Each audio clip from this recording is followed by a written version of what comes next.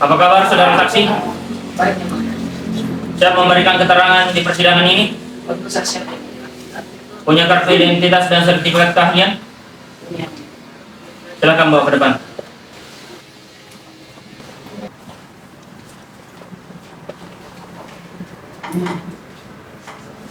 Baik, saudara saksi, bisa sebutkan nama saudara? Nama saya Dr. Ali Sidimora, SPFM. Umur 45 tahun, Betul, Yang Mulia. jenis kelamin laki-laki, agama Kristen Protestan, Betul, Yang Mulia. kebangsaan Indonesia, Betul, Yang Mulia. tinggal di mana saudara? Saya tinggal di BTN Papua, Kecamatan Baru, Kabupaten Bangka. Pekerjaan? Sebagai dokter ahli forensik di Rumah Sakit Umum Daerah Takalasi. Baik, kenal dengan terdakwa? Iya, Yang Mulia. Baik, saudara ahli, sesuai dengan pasal 160 ayat 3 KUHP, sebelum menyampaikan pendapat dalam persidangan ini, Anda wajib disumpah terlebih dahulu. Anda bersedia? Saya bersedia, Yang Mulia. Silakan maju ke depan. Bersumpah silakan. Baik, dapatkan tangan kanan saudara jaga kita dan tangan kiri biar sejajar dengan semua seperti ini. Baik. Saudara saksi ikuti kata-kata saya. Saya berjanji Saya berjanji sebagai ahli dalam persidangan ini sebagai ahli dalam persidangan ini akan mengemukakan pendapat yang sebenarnya akan mengemukakan pendapat yang sebenarnya sesuai keahlian dan ilmu pengetahuan yang saya miliki sesuai keahlian dan ilmu pengetahuan yang saya miliki dan tidak lain dan apa yang sebenarnya. dan tidak lain dari apa yang sebenarnya. Semoga Tuhan menolong saya. Semoga Tuhan menolong saya. Baik, silakan duduk kembali. Bersumpah silakan.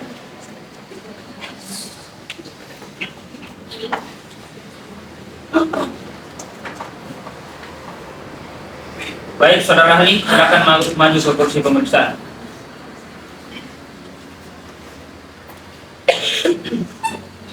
Baik, saudara ahli, langsung saja. Sudah berapa lama Anda bekerja sebagai ahli forensik di RSUD Takalasi?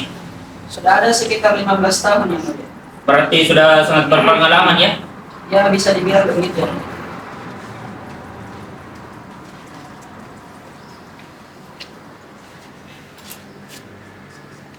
Baik, saudara ahli. Mungkin saudara ahli bisa terlebih dahulu menjelaskan apa itu dokter forensik. Baik, Yang Mulia. Kalau kita berbicara masalah disiplin keilmuannya, dokter forensik itu adalah bagian dari ilmu kedokteran yang memang secara khusus memiliki keterkaitan dengan sistem peradilan pidana. Namun, kalau kita berbicara mengenai ruang lingkup tugas dan fungsinya dalam hal peradilan pidana, seorang ahli forensik akan memeriksa serta menganalisis alat bukti di TKP atau di tempat lain. Hal ini digunakan untuk mengembangkan hasil objektif yang kira-kira seperti ini, Yang Mulia. Sebagai seorang ahli forensik, apa-apa disiplin ilmu yang perlu dikuasai? Baik, Bu. Terkait dengan disiplin keilmuan, seorang ahli forensik tentu perlu ditunjang dengan berbagai disiplin keilmuan. Dalam hal ini seperti ilmu kimia, biologi, dan fisika. Karena ilmu yang seperti ini sangat dibutuhkan dalam proses penyelidikan. Biasanya digunakan untuk mengetahui, mengidentifikasi, bahkan sampai mengevaluasi bukti fisik selama proses penyelidikan berlangsung. Mungkin ahli bisa jelaskan lebih spesifik terkait kerja-kerja seorang ahli forensik. Yang Mulia, kalau kita berbicara mengenai kerja-kerja seorang ahli forensik, tentu tidak terlepas dari kerja-kerja para dokter pada umumnya. Namun secara khusus, seorang ahli forensik hanya terfokus pada analisis pembuktian perkara dalam kasus tindak pidana. Selain dari itu, seorang ahli forensik secara khusus memiliki tugas yang diantaranya memberikan persaksian dan kimia merupakan bagian-bagian individu sehingga mereka dapat diteliti. Kemudian selanjutnya mendatangi langsung ke TKP dan mengumpulkan barang bukti.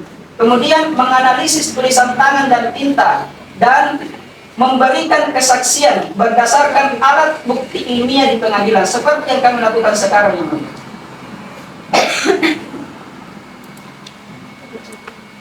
Berikutnya saya persilakan kepada penuntut umum. Terima kasih, Yang Mulia. Dok, kabar baik hari ini ya? Baik, Bu.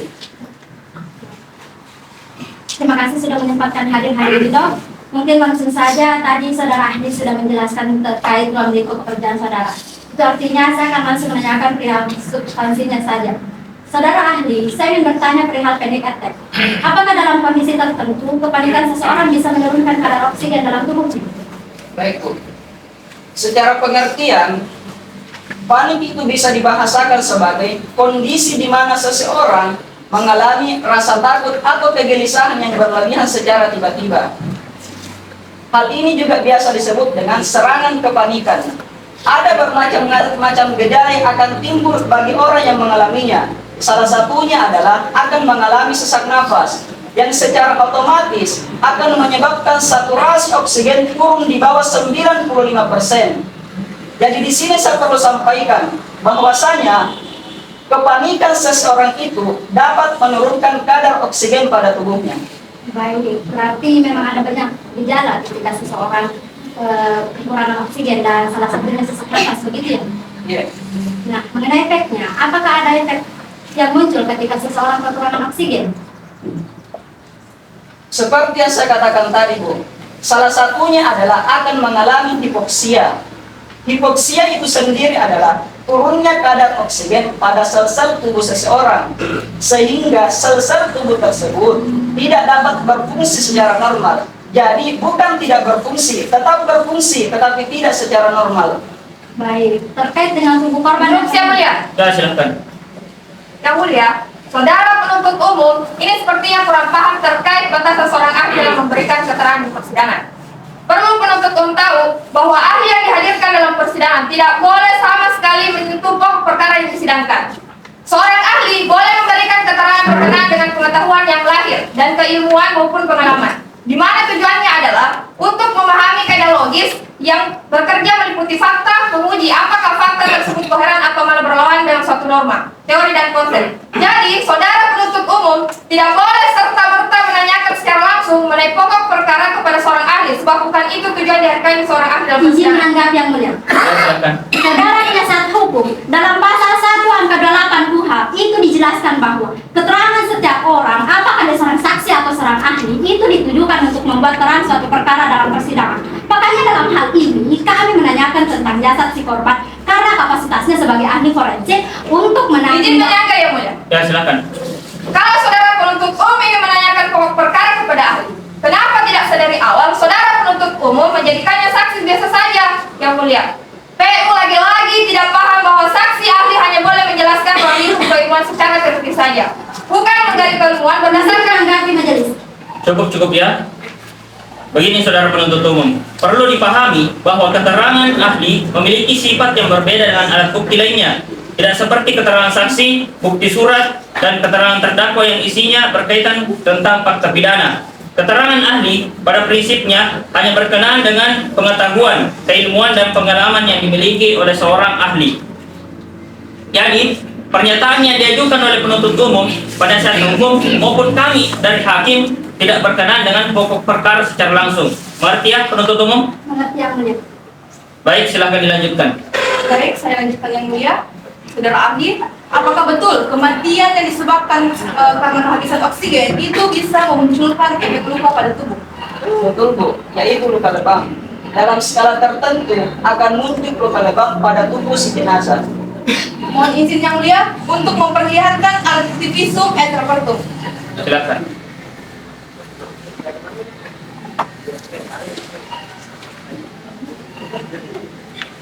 Nah, saudara ahli bisa dilihat ya.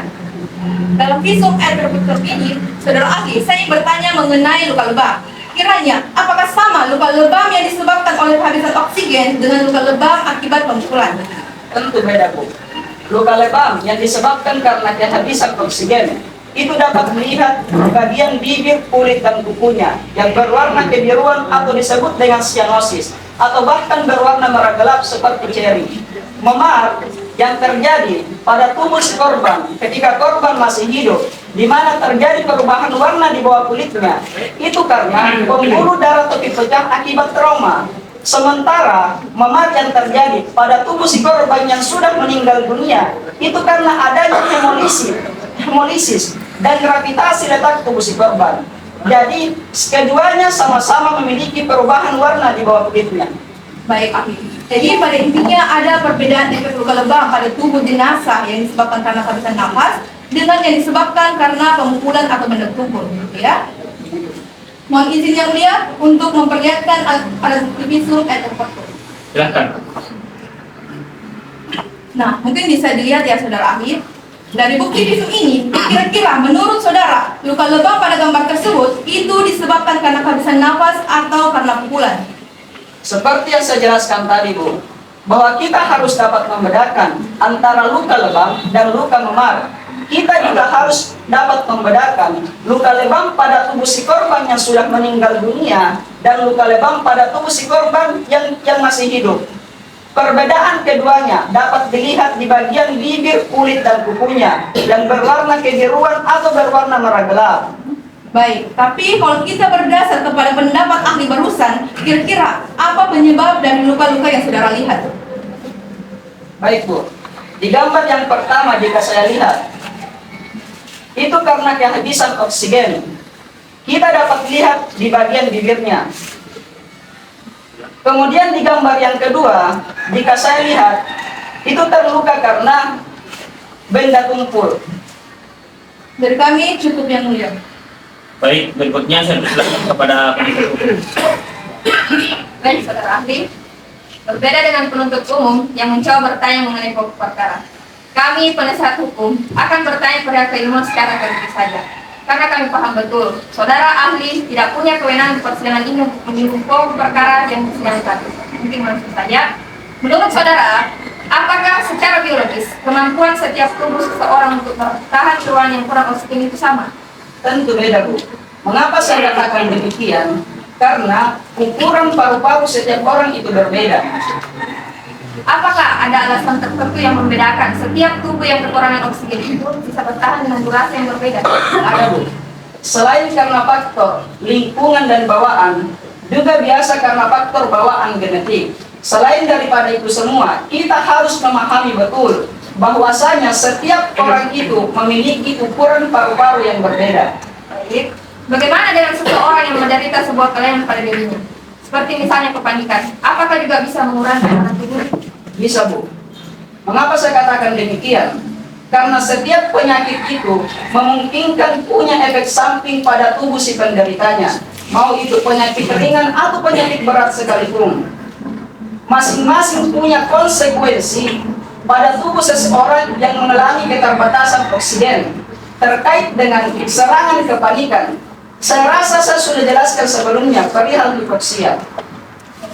Jika sekiranya dalam satu ruangan terbatas, orang yang pernah ada riwayat serangan kepanikan bersama dengan orang yang punya penyakit MA dan orang sehat secara fisik dan psikis, juga ada anak di bawah umur, kira-kira menurut pandangan perspektif patologi forensik, yang mana akan bertahan lebih lama? Tentu orang yang sehat secara fisik dan psikis. Dari kami cukup yang mulia.